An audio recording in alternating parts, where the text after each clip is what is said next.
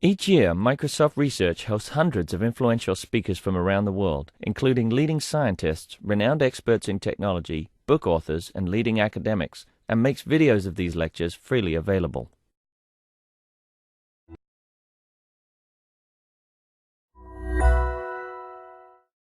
Hi everyone, my name is Oliver Hameson and I'm at the University of California, Irvine in the informatics department. I'm going to be talking today about transgender experiences with online harassment.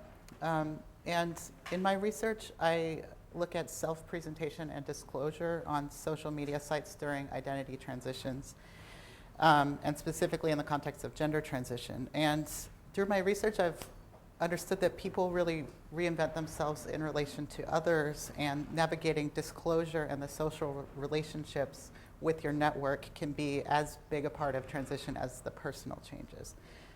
But when people disclose personal changes, personal aspects of their life on social media sites, this opens them up to online harassment.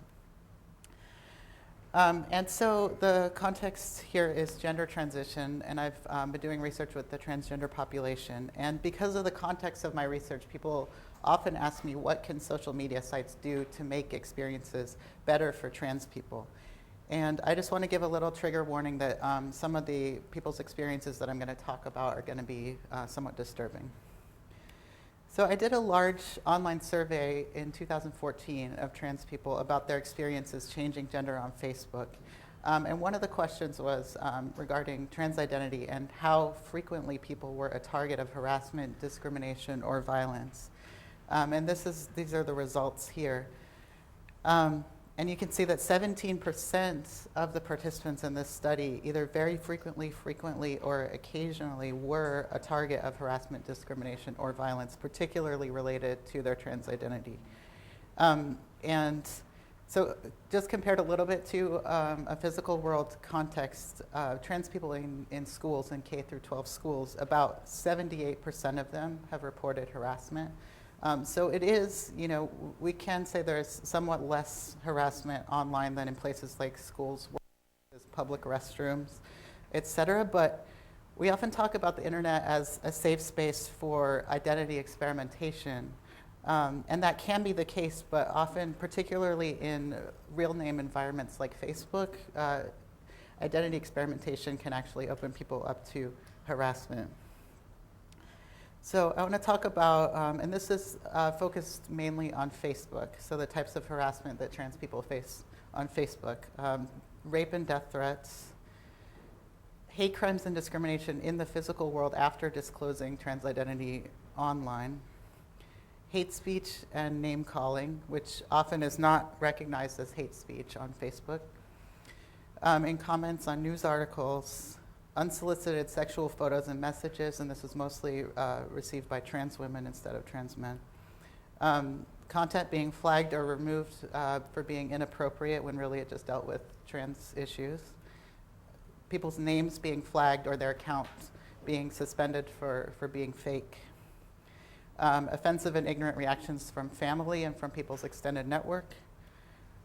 Being mocked or not taken seriously. And finally, inappropriate questions. And who is this harassment coming from? So it's coming from strangers, from different hate groups that will form Facebook groups that are specifically targeting trans people, family and friends, extended network, a group of radical feminists who are trans exclusionary, sometimes even in support groups with other trans people who will claim that some people are not trans enough. And finally, some of the Facebook policies actually open people up for harassment. So there's a few different themes that I came across, and I'm just going to read you some quotes from the participants in my study. So one of the things is that there really are implications for what we call real life. And what we mean by that is just the physical world as opposed to online. So one person said, I've taken steps to make sure my social profile will not intersect with my real life in almost all circumstances. And another person said, I've been the victim of a hate crime where they cut the word tranny into my arm shortly after announcing on Facebook that I intend to start my transition soon.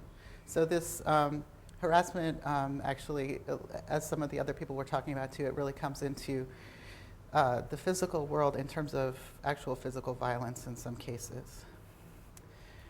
Another thing that people talked about a lot was the fact that trans identities intersect with other stigmatized identities, such as if someone is trans and also a woman, also a person of color, also a person with mental illness, et cetera.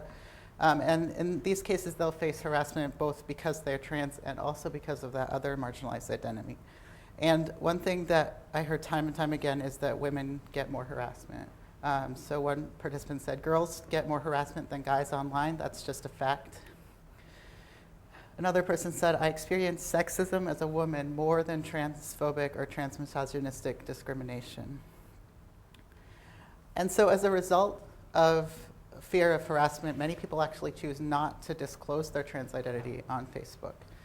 This is a quote from someone who said, I made it so that there was no timeline story when I changed my gender on Facebook. I've taken steps to ensure that it is hard to detect the change. The harassment might be bigger if Facebook did not let me limit who could see my gender. So some people will either not disclose their trans identity or take steps to have only limited disclosure to certain people that they feel safe with. So what has to change in this situation? I want to read a few quotes that I think really demonstrate what really needs to change here. One person said, the more I participate in trans and feminist discussions, the greater the chance of becoming a target online. So you're seeing that this actually affects people's free speech, ability to have discussions online. And another person said, it was bad enough that I felt like my only option was to leave Facebook entirely or else to use a new stealth account. For all the benefits that come with social networking, it still wasn't worth the emotional damage of the constant harassment.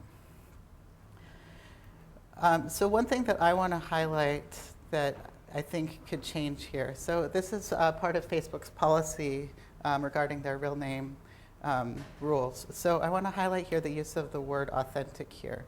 It says, Facebook is a community where people share and interact using their authentic names.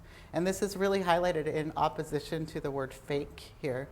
And people on Facebook can actually be reported as being a fake account by anybody, and so this can be actually a tool for harassment. And I think that a lot of times policies like this, where Facebook is saying in a sense that trans people are not authentic if they're not using a particular name that can be verified by Facebook, this gives other people the license to say that certain people are inauthentic or fake, and that gives people license to harass. There are other things that I think could be policy improvements here, such as allowing incremental disclosures. So a lot of times your profile picture can only be one photo that's seen by your entire network, but if somebody is out only to certain parts of their network, they can't have a different profile picture being shown to different people. Also allowing multiple accounts. Facebook currently only allows people to have one account, and that can be really difficult during times of gender transition. So I've talked a little bit about policies and site affordances, but I certainly don't have all the answers here, and I think a lot of the people in this room might be able to help us answer this question of how can we reduce online harassment of trans people. And so my part in this is I've been listening to people's experiences of being trans on social media. I've been writing about and publishing about this, and I've been trying to get it in the hands of the right people. So I've been talking to people that work at Facebook, and they really are interested in helping, and I will hopefully talk to other social network sites. But I think bringing these experiences of trans people and the harassment that they face online to the people in this room, I think this is a really good start in trying to answer this challenging question. Thank you.